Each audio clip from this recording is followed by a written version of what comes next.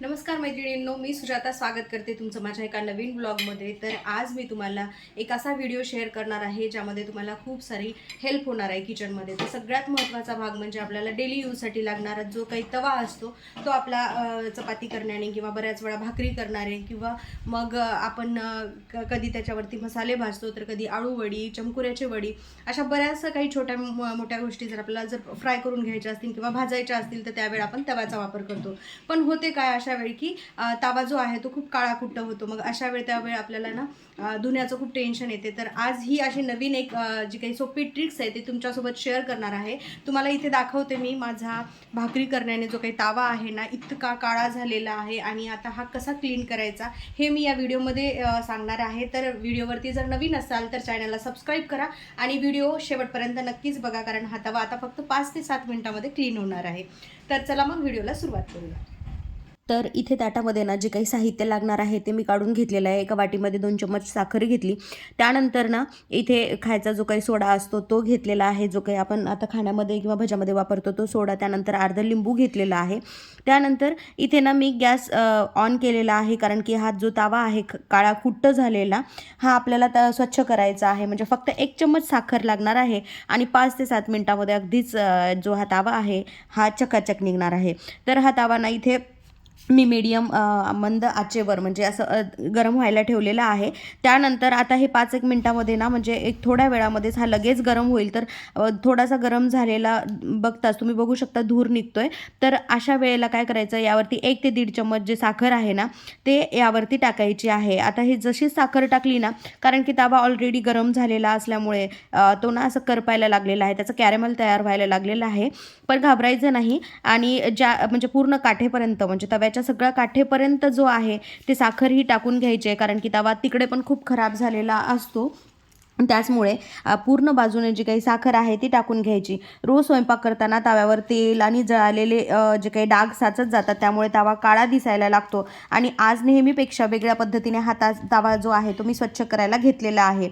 मी असे बरेचसे व्हिडिओ बघितले आणि म्हटलं चला ही जी ट्रिक आहे ना ही आपण पण ट्राय करावी, म्हणून हा व्हिडिओ बनवलेला आहे। त्यानंतर 1 चम्मच जो काही खायचा सोडा आहे तो यावरती मी ॲड करत आहे आणि लगेच ना, म्हणजे सोडा आपण त्यावरती ॲड केल्यानंतर तिथे एक रिॲक्शन होते। त्यानंतर इथे ना एक अर्ध लिंबू असतं, ते हे जे आपण खायचा काटा चम्मच असतो त्यामध्ये असं व्यवस्थित जे असते टोचून घ्यायचं आणि त्यानंतर ना जसं व्हिडिओत दाखवल्याप्रमाणे तो चम्मच जो आहे तो लिंबूचा ते यावरती असा सगळा घासून काढायचा।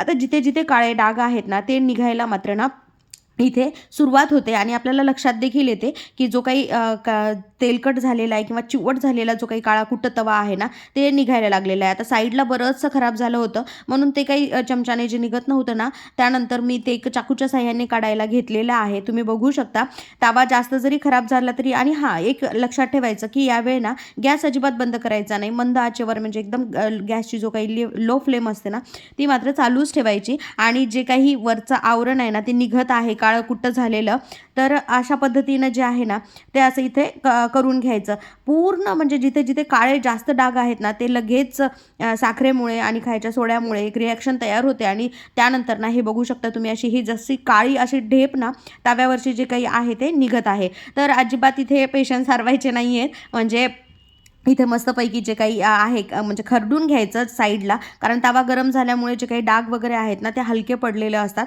आणि फक्त थोडंसं जोर लावून जे आहे ते आपल्याला इथे रब करून व्यवस्थित काढायचं आहे। आता हे तर सगळं झालं आहे माझं सगळं व्यवस्थित करून, त्यानंतर एका पकडच्या साह्याने घ्यायचं, कारण तवा अजूनही गरम आहे आणि टॅप वॉटर खाली ना ते व्यवस्थित असं धुवून घ्यायचं। आता हे लगेच असं केल्यानंतर लगेच निघेल असं नाही, पण त्याआधी ना हे तवा थंड झाला का पहिले चेक करायचं आणि त्यानंतर जे आहे हाताने जे काही वरचं लाल आणि काळपट असं ब्राऊन झालेलं आहे ना साखरेमुळे ते धुवून घ्यायचं। त्यानंतर जे काही तुमच्याकडे स्क्रबर असेल किंवा ताराची घासणी इथे माझ्याकडे होती, त्याला मी विम बार जे असते आपली नेहमी आपण जे भांडे वॉश करण्यासाठी वापरतो तर ते घ्यायचं आणि त्यानंतर ती थोडंसं असं जोर लावून ना तो तवा जो काही आहे ना तो इथे घासून काढायचा।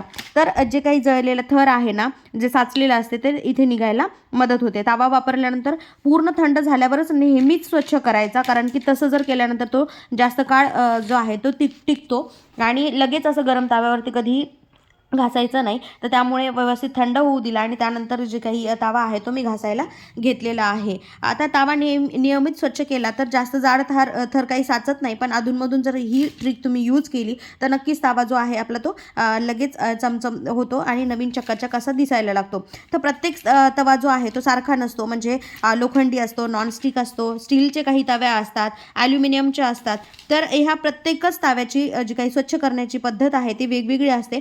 त्यामुळे जेव्हाही तुम्ही हे असं स्वच्छ करायला घेत असाल तर तेव्हा त्या ताव्याच्या प्रकारानुसार जी पद्धत आहे ना ती निवडायची. आता इथे मी ॲल्युमिनियमचा तावा घेतलेला आहे आणि ॲल्युमिनियमच्या ताव्याला जे काही आहे ते तुम्ही तर बघितलीच आहे प्रोसिजर. तर अशा प्रोसिजरप्रमाणे मी इथे सगळा जो तावा आहे तो क्लीन करून घेतलेला आहे.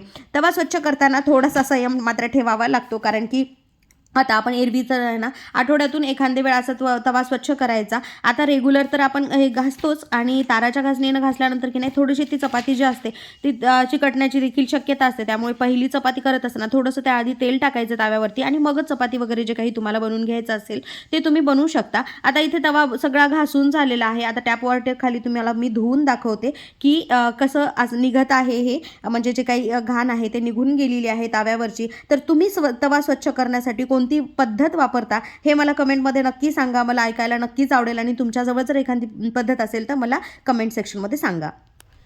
तर आता माझा तवा घासून झालेला आहे आणि बऱ्यापैकी जो आहे तो तवा इथे चकाचक निघलेला आहे.